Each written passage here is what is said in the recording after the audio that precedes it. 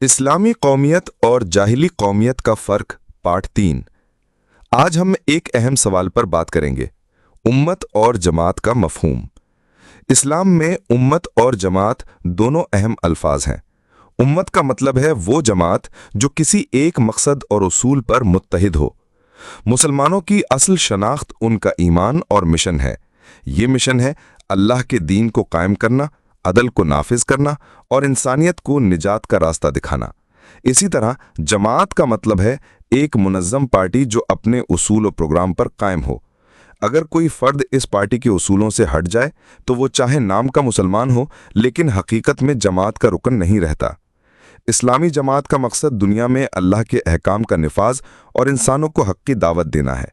ये जमात किसी एक मुल्क या कौम तक महदूद नहीं बल्कि आलमी सतह पर एक ही शनाख्त रखती है। जब मुसलमान इस उसूल पर कायम रहते हैं तो वो दुनिया में एक मजबूत और बाअसर ताकत बन जाते हैं, लेकिन जब वो अपनी बुनियाद भूलकर जाहिली कौमियत इख्तियार करते हैं तो वो कमज़ोर हो जाते हैं और सिर्फ एक नस्ली या लिसानी ग्रोह बनकर रह जाते हैं। इसलिए मिलकर इस्लाम के उसूलों पर अमल करने की कोशिश करें। वीडियो को शेयर कीजिए ताकि ये पैगाम सब तक पहुंचाया जा सके।